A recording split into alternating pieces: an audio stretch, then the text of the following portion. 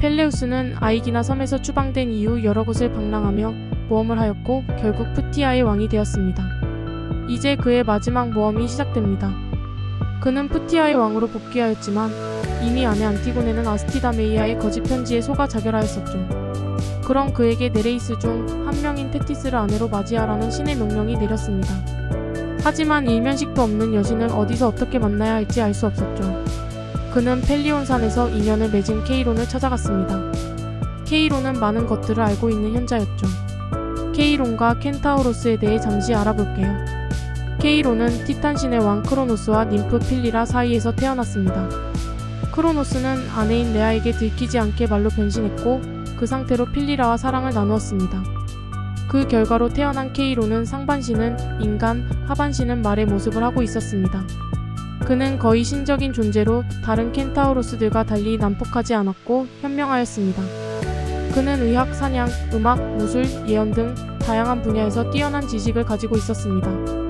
많은 영웅들에게 이러한 지식을 가르쳤으며 제자들 중에는 헤라클레스와 아스클레피오스, 이아손 등이 있었죠. 하지만 그를 제외한 다른 켄타우로스들은 그와는 다른 혈통을 가지고 있었습니다. 그들의 조상은 테살리아 지방의 라피타이 부족의 왕이었던 익시온으로 그는 에이오네우스의 딸인 디아를 아내로 맞이하면서 장인에게 막대한 지창금을 약속했습니다. 그러나 익시온은 자신의 장인인 에이오네우스 왕에게 지창금을 주기를 아까워하여 손님으로 장인을 초대한 후 그를 불타는 석탄과 나무가 있는 침실로 밀어 넣어 죽였습니다. 이 살인은 최초의 친족 간의 살인이었다고 합니다. 페륜의 범죄를 지은 그는 정화를 받아야 했는데 이웃의 왕들은 익시온의 죄를 씻어주는 의식을 거부했습니다. 평소 품행이 안 좋았기도 하였지만 그의 행위가 환대의 의무를 어기는 일이었기 때문이었습니다. 크세니아, 즉 환대라고 불리는 이 행위는 가장 기본적인 도덕적 의무이자 문명과 야만을 나누는 척도이기도 했습니다. 손님으로 갔는데 환대해주지 않는 사람은 문명인이 아닌 것입니다. 그리고 주인은 환대를 해준 손님을 해칠 수 없었고 반대로 환대를 받은 손님도 주인을 해칠 수 없었죠. 어디에서도 정화를 받지 못해 외면당했던 익시온을 불쌍히 여겨 제우스는 그에게 용서와 정화의 기회를 주었습니다. 그를 신들의 만찬에 데려왔죠. 하지만 익시온은 고마워하기는커녕 제우스의 아내인 헤라에게 욕정을 품고 유혹하려고 하였습니다. 제우스는 익시온을 시험하기 위해 구름으로 만든 헤라의 분신인 네펠레를 만들었습니다. 익시온은 네펠레를 헤라로 착각하고 그녀와 관계를 맺었죠. 익시온의 이러한 배신은 신들에게 큰 분노를 일으켰고 제우스는 그에게 영원한 형벌을 내렸습니다. 그의 행위는 제우스의 부인 헤라 여신에게 욕정을 품었다는 것도 있지만 손님으로 와서 주인에게 나쁜 짓을 행한 크세니아의 도리를 어긴 것이었죠. 그는 주인으로서 손님이자 장인인 데이노네우스를 해쳤고 손님으로서 주인인 제우스의 부인을 탐해 크세니아의 기본 원칙을 모두 위반하였습니다.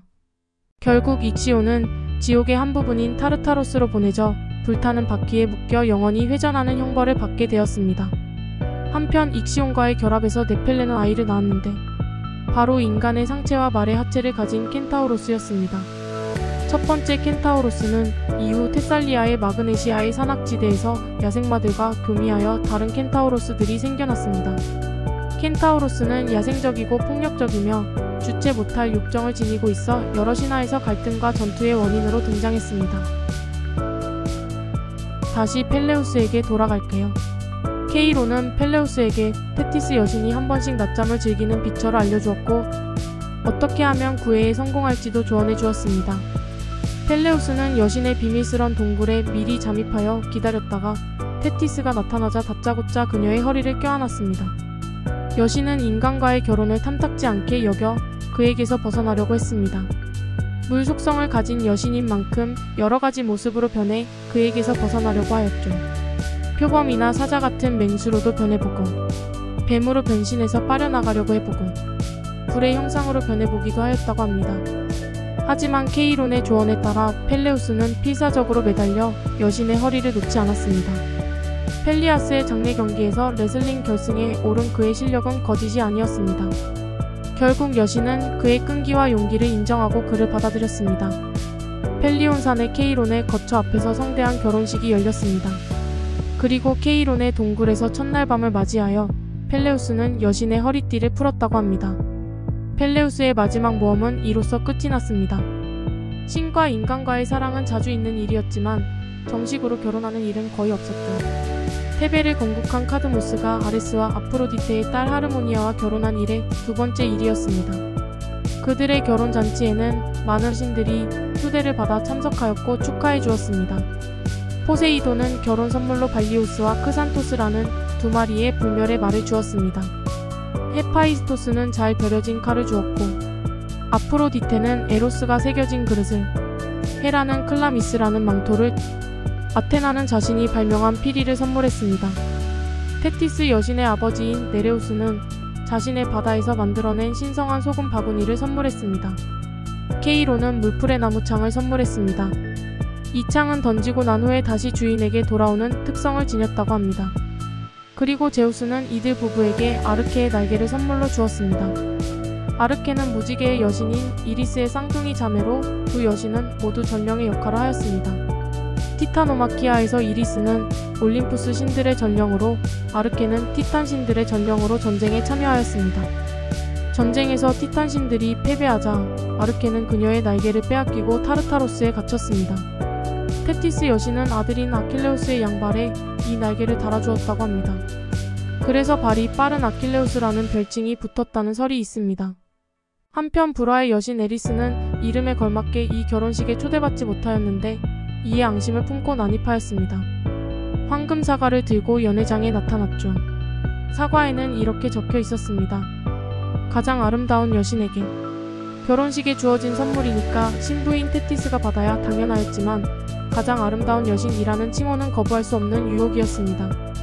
신들의 여왕격인 헤라, 전쟁과 지혜의 여신 아테나, 그리고 미의 여신 아프로디테가 황금 사과가 서로 자기 것이라며 나섰습니다. 세 여신의 다툼은 가열되었고 제우스에게 심판을 맡아달라고 제안하였습니다. 어느 누구의 편을 들어도 남은 두 여신에게 시달릴 것이 뻔했기에 제우스는 판단을 인간에게 맡기기로 하였습니다. 트로이 인근 이다산의 아름다운 목동 파리스가 선택되었죠.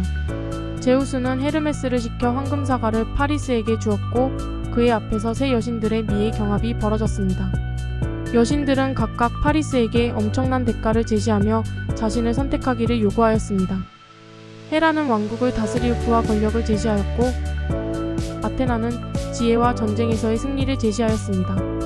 그리고 아프로디테는 세상에서 가장 아름다운 여인과의 사랑을 약속했습니다. 파리스는 가장 아름다운 여인을 아내로 주겠다고 제시한 아프로디테에게 황금 사과를 주었죠. 황금 사과의 주인을 가리는 심판을 인간인 파리스가 하게 됨으로써 아프로디테는 약속한 대가를 치러야 했고 나머지 여신들은 파리스와 트로이의 앙심을 품게 되었습니다. 이는 전쟁으로 이어졌죠. 펠레우스와 테티스는 건강한 아들을 낳았습니다. 아킬레우스였죠. 아킬레우스가 태어났을 때 테티스는 그를 스틱스 강에 담가 불멸의 존재로 만들려고 했습니다. 스틱스 강은 이승과 저승의 경계에 있는 것으로 오해하는 경우가 많은데 사실은 저승을 흐르는 5개의 강들 중 하나로 타로타로스를 감싸 돌고 있다고 합니다. 즉 죽어야만 갈 수 있는 강이죠. 이승의 끝자락에서 살짝 담그고 올 수 있는 강이 아니었습니다. 살아있는 아들을 데리고 저승까지 간 걸 보면 테티스 여신은 아들이 필멸자로 태어난 것이 몹시나 안타까웠나 봅니다. 하지만 그런 노력에도 아킬레우스를 붙잡고 있던 한쪽 발 뒤꿈치는 강물에 닿지 않았죠. 이곳은 아킬레우스의 유일한 약점이었는데 지금도 치명적인 약점을 말할 때 아킬레스건이라는 용어를 사용합니다. 다른 이야기도 전해지고 있습니다. 테티스는 아기를 불로 태우고 다시 암브로시아를 부어 재생시키기를 반복하여 그의 몸의 필멸의 부분을 태워버리려고 하였습니다. 하지만 평범한 인간인 펠레우스가 보기에는 이해할 수 없는 행위였죠. 결국 펠레우스의 울음과 방해로 여신의 계획은 성공하지 못했고 이는 이 부부의 결별로 이어졌다고 합니다. 아킬레우스는 친구인 파트로클로스와 함께 프티아에서 자랐습니다. 어린 시절에 파트로클로스는 놀이를 하다가 실수로 다른 아이를 죽이고 말았습니다. 그는 고향인 오푸스에서 추방당하게 되었는데 아버지인 메노이티오스는 파트로클로스를 펠레우스에게 보냈습니다. 족보를 따지면 파트로클로스가 아킬레우스의 삼촌뻘이었지만 아이기나가 아이아쿠스를 어느 정도 키워놓고 재혼하여 낳은 아들이 메노이티오스라고 한다면 둘의 나이 차이는 별로 없었을 것입니다. 두 사람은 함께 자라면서 우정을 쌓았습니다. 펠레우스는 아킬레우스와 파트로클로스를 펠리온산의 케이론에게 보내 키우게 했습니다. 아킬레우스는 여러 영웅들의 스승이었던 케이론에게서 승마, 활쏘기, 미술, 음악 등의 다양한 가르침을 받았죠. 테티스는 아들의 운명이 평범하게 오래 사는 것과 명예를 얻어 젊은 나이에 죽는 것의 선택이라는 것을 알고 있었습니다. 아킬레우스는 과연 어떤 운명을 선택할까요? 오늘은 테티스 여신과 펠레우스의 결혼, 파리스의 심판 그리고 어린 시절의 아킬레우스에 대한 내용이었습니다.